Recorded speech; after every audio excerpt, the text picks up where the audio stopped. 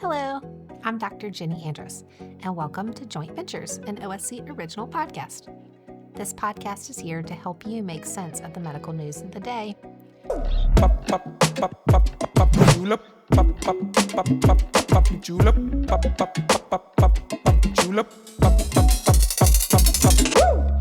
Obesity and weight management are always in the news, aren't they? If it isn't a new diet, it's a new medicine. And if it's not that, it's some new exercise that's supposed to be the answer.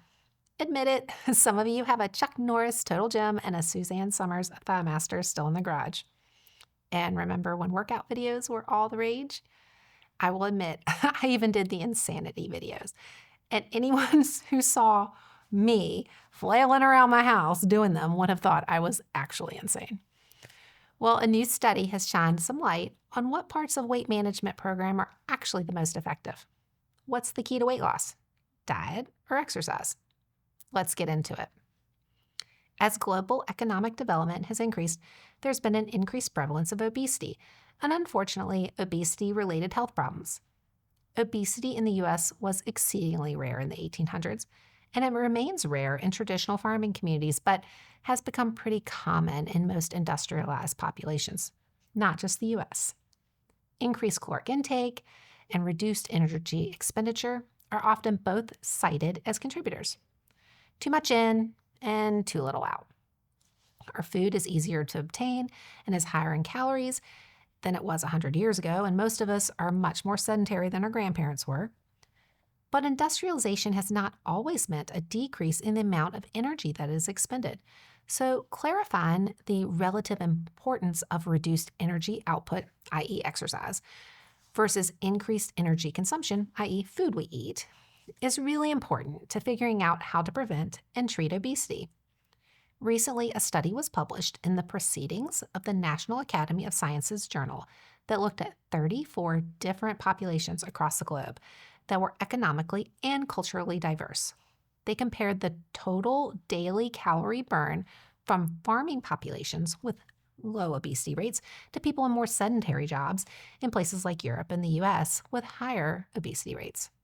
Participants were given a special water containing isotopes that came out in the urine, and that allowed more precise measurement of how much energy a person actually expends.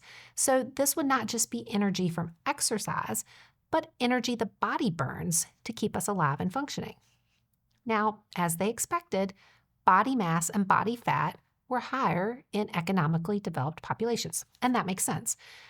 But in more economically developed populations, you would think we're more sedentary, right? Therefore, our energy expenditure should be lower. But like body size, total energy expenditure was also higher in more economically developed populations.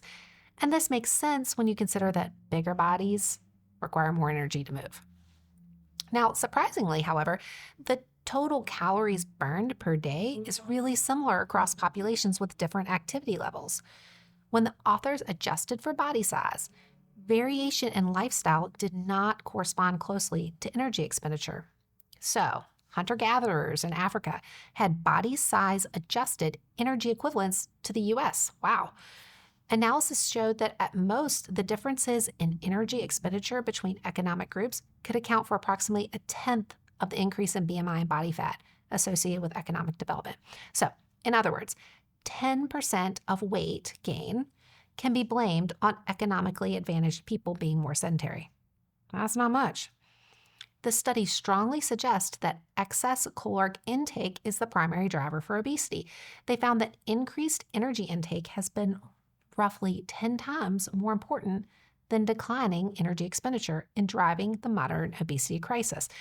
The major point here is that industrialized populations are not necessarily less active. They consume more calories, and that imbalance is the critical factor for rising obesity levels. Now, the study can't really get into what factors are driving up caloric intake. I think it's pretty obvious that it's easier for people in the U.S. to obtain higher calorie-dense foods than in many other parts of the world. Industrial processing has changed the composition of food so that it is low cost and longer shelf life, yay, but it's also very calorie-dense, often nutrient depleted, and encourages overconsumption because you don't feel full when you eat it. In the analysis, consuming ultra-processed foods was associated with increased body size. But interestingly, for you carnivores, eating more meat was not. Now, exercise is important for other reasons, not just weight loss. Physical activity has many documented benefits, including reducing all-cause and cardiovascular mortality and improved mental health. Muscle burns calories more than fat, so having a higher muscle mass can be protective as well for your weight. Strong muscles also are very stabilizing and they help to protect joints, so we need to exercise with arthritis. So exercising and maintaining cardiovascular fitness as well as gaining muscle are obviously important. I'm not telling you not to exercise as a way to lose weight. This study, however, is important because it highlights that it's not being necessarily lazy or sedentary that's the problem. Yes, you have to move, and we have to use our bodies to expend calories, but researchers are finding that the biology is actually way more complex. When we expend calories, our body will tend to expend less on other activities. Basically, your body is trying to keep your energy kind of stable. So our bodies like to keep homeostasis with the input and the output pretty well matched. This makes sense if you've ever tried to lose weight with heavy exercise and you just sort of plateau and you think, gosh, I'm working out like crazy. Why am I not losing weight? Your body is trying to keep those levels sort of stable. Now, that doesn't mean that we can't jumpstart things again, and but it does kind of explain how it's really hard to lose weight with exercise alone. This really shows that diet is a much bigger driver. All of us, myself included, who need to lose weight say we don't eat very much. And we're probably right. If you look at the volume of food, it might not be very much. But if it's very calorie dense, the amount doesn't matter. Too many calories, with most of them being from ultra-processed foods, is the real driver of obesity. Ultra-processed foods are very calorie dense, and they're designed to encourage overconsumption. Besides eating those foods, the processing also increases the calories absorbed by the body as well. All of that adds up to a little volume of food having a big impact. Health isn't just calories in versus calories out. The quality of the calories is important, and probably more important than actually how many we burn. Now, this is great news for my patients, and yes, you heard me right. This is great news. I hear every day, "Doctor, I cannot lose weight because my bad back or my bad knees, they keep me from moving." And we are constantly then looking for ways to how do you exercise through the pain or with pain. And I'm not telling you not to exercise. Please do not go telling people that Dr. Andrus said not to exercise. But this study highlights that eating fewer calories is probably the answer. So yes, you still have to exercise, but with dietary changes, you can overcome obesity even if you can't exercise. And that is absolutely fabulous news for my chronic pain patients. Now, I hope you found something useful for this episode. If you learned something, please share it and rate it. And don't forget to subscribe. We're always making new episodes and we don't want you to miss out. Thanks again. Wishing you good health and see you soon. Bye.